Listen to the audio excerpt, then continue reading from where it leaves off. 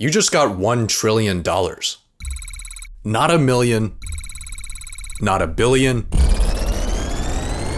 a trillion. But there's a catch. You need to spend all of it in the next 24 hours, or you lose everything.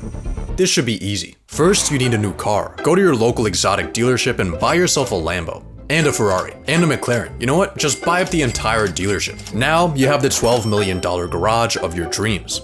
But there's one small problem. In order to spend $1 trillion in 24 hours, you would need to buy out that entire dealership every single second.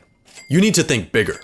Let's hire 100 people to track down the 100 most expensive yachts and buy them for us. And let's throw in $1 million bonus for each mercenary. That'll be around a $40 billion check, but let's also buy the biggest cruise ship of all time for $2 billion and fill it up to maximum capacity, paying for everyone's tickets and tossing in a Rolex too. Let's make use of this ship's basketball court by buying up every single NBA team and having them battle it out. Then let's get Snoop Dogg, Katy Perry, Justin Bieber, and Beyonce to perform for us before sending them off to the International Space Station on a SpaceX rocket that costs $55 million per passenger. Now that you're hanging with rich people, you need a status symbol. You could buy the world's most expensive art piece for $500 million, but why would you do that when you could just buy the entire Metropolitan Museum of Art for $100 billion and then we could go over to... Transaction failed. There's no way we're already out of money. Yeah, we still have $800 billion. The Metropolitan Museum is an educational institution whose assets are held for the public benefit and are not owned by... You know what? Forget about the Met. The entirety of New York City is worth around $1.3 trillion. There are currently 33,210 vacant units available, so let's hire 33,000 people to snatch those up for us, and of course throw in a $100K commission. But here's something you need to think about. The most expensive real estate purchase in US history was this $240 million concrete brick. That might sound like a lot of money, but you spending $240 million is like an average person spending $60. I think instead of buying houses, you should build a mega project. The sky is truly your limit. You can build your project wherever you want. If there's people in the way, buy them out with your pocket change. Or maybe try the Saudi Arabia method and relocate them into a graveyard. Actually, I think the Middle East is exactly where we need to go. So let's buy one Gulfstream G650 for each day of the year and fly across the world. Welcome to the Arabian Peninsula, where people will build literally anything. The world's biggest picture frame, the world's largest clock, the massivest cube, the tallest structure ever, man-made sinking islands shaped after the world map from memory. These are cool. Let's build an even bigger artificial island for $20 billion. Of course, we can't forget about labor cost, so for that, let's budget in $10. Then let's buy every single one of those mega projects I just showed you for a total donation of $101,292,000,000 and $10 to our Middle Eastern boys. But while you're here, take a look at the Burj Khalifa, the current tallest building in the world. If you were to stack $1 bills to the very top, the tower would be worth $7.58 million. You still need to spend 87,000 times that. A stack so high it would go past the International Space Station. If you ever want to spend this money, you need to stop thinking in real estate and start thinking in 51st state. Do you see where I'm going with this? Buy a country. In 2010, the country of Liechtenstein put itself on Airbnb at 70 grand a night. This is literally nothing. You can't be looking at countries hoeing themselves out for pennies. You need the ultimate prize. Somewhere cooler. Somewhere strategic. Let's buy Greenland. Based on the market price of its mineral reserves, the world's biggest island has a price tag of around $200 billion. We can afford that, but there's one small thing in our way. During Trump's first term, when he proposed the conquest of Greenland, the country dismissed the idea as completely ridiculous and firmly stated that Greenland is not for sale. Huh. Let's buy an F-35 for $80 million. Fuck it. 2 F-35s. 3.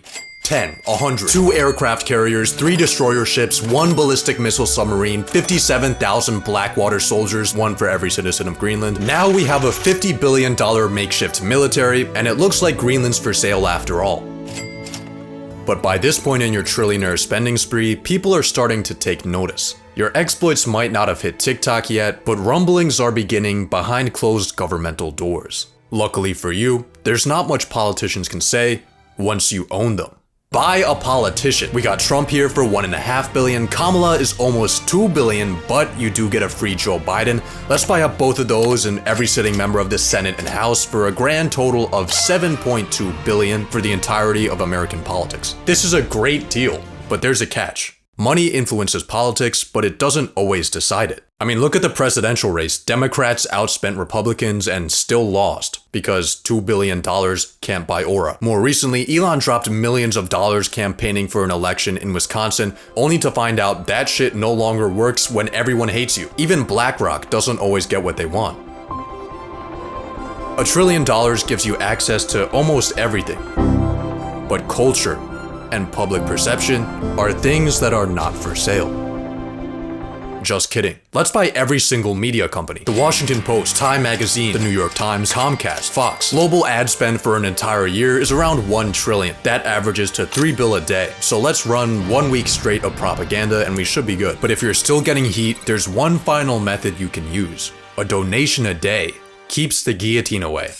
It's time for philanthropy. There are a lot of causes to choose from, but you should start off with the people most in need. The US government. America is currently $36 trillion broker than a homeless person. That number is increasing by $2 trillion a year. Luckily, we now have you.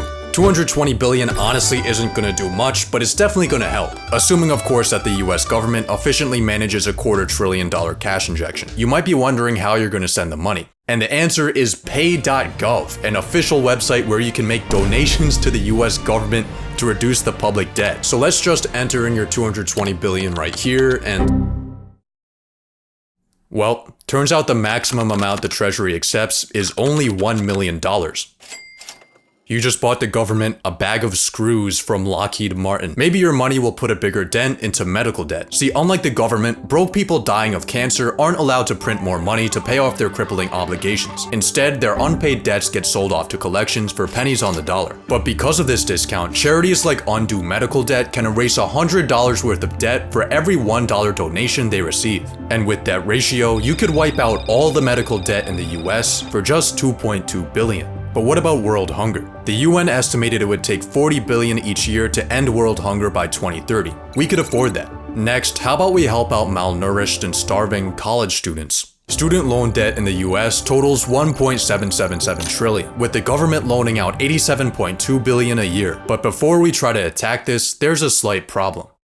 Once universities catch wind that trillionaire Jesus is bailing out their victims, they'll probably just jack up their prices. On top of that, paying off loans might be seen as unfair to older generations who had to pay their way through college and pick themselves up by their bootstraps.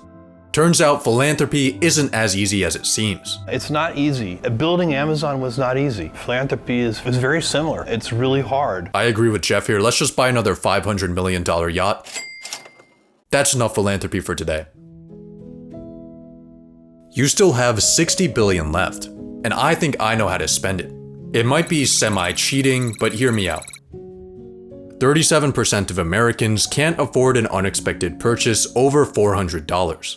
Being a trillionaire, your passive income earns you $400 every 0.126 seconds. The median net worth under 35 is $39,000. As a trillionaire, you could exchange your toilet paper with rolls of $39,000 bills for your entire lifetime and it wouldn't put a dent in your finances. $1 trillion gives you horizons incomprehensible to the normal paycheck-to-paycheck living human. Even after your spending spree, you still have so much money left that it gives you too many options. You could launch space programs, clean up the ocean, fund institutions. 24 hours just isn't enough time for this much fun. So let's buy more time. Make yourself a trust and safely store your money in it. Now, all of those humanity-shifting endeavors, you can sleep on them, on the world's most expensive bed.